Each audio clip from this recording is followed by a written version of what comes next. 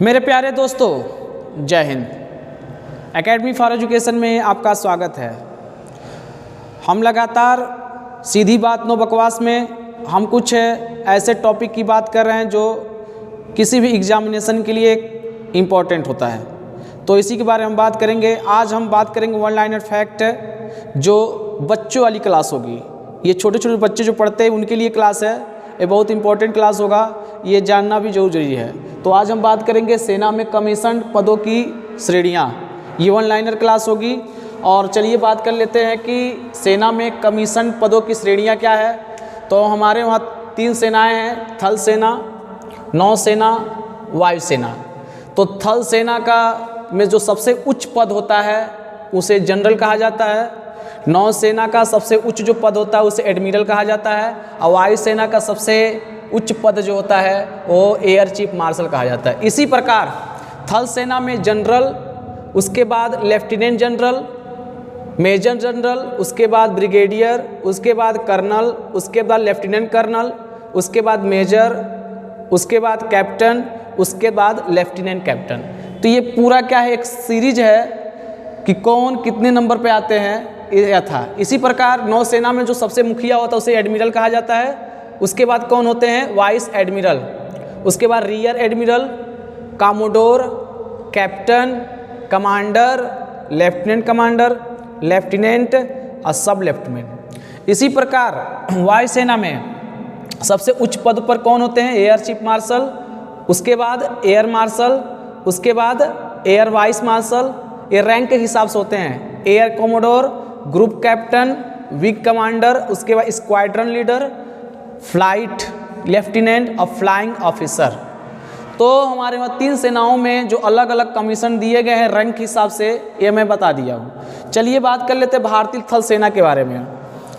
देखिए, भारतीय थल सेना का मुख्यालय कहाँ है, नई दिल्ली में है। और इसका उद्देश्य वाक्य क्या है, खुद से पहले सेवा। क्या है, खुद से पहले सेवा। रणहुंकार क्या है, भारत माता की जय। सक्रिय संख्या कितनी है, तो 11,29,900 सक्रिय संख्या है, जबकि सुरक्षित संख्या क्या है, 9,60,000। सेना दिवस कब मनाया जाता है, मतलब भारतीय थल सेना दिवस कब मनाया जाता है, 15 जनवरी को। और इसकी गठन या स्थापना कब हुई थी, 1947 को। रंग क्या रखा गया है, सुनहरा, लाल और काला। 3 रंग याद रखिएगा, सुनहरा, लाल और काला। इसी प्रकार भारतीय नौसेना के लिए मुख्यालय क्या है, कहाँ है, नई दिल्ली में। उद्देश्य वाक्य क्या है, सामनो वरुणा। और संख्या कितनी, 58,350। गठन स्थापना 1947 में। नेवी दिवस 4 दिसंबर को मनाया जाता है। और रंग कैसा है, सफ़ेद है। भारतीय वायुसेना का मुख्यालय कहाँ है, नई दिल्ली। उद्देश्य वाक्य क्या है, नभम स्पर्शम दिव्यम touch the state with glory. वायुसेना दिवस कब मनाया जाता है, 8 अक्टूबर को। संख्या कितनी है, 1,27,000। गठन स्थापना 1947। रंग नेवी ब्लू, स्काई ब्लू और सफ़ेद है। इसी प्रकार हम बात कर लेते हैं भारतीय सेनाओं की कमान मुख्यालय। तो देखिए, कमान की बात करते हैं थल सेना में और मुख्यालय की बात करते हैं। तो इसमें कई कमान हैं। उत्तरी कमान का जो मुख्यालय कहाँ है, उधमपुर। दक्षिणी कमान का पुणे में है। पूर्वी कमान का कोलकाता। पश्चिमी कमान का पंचकुला हरियाणा।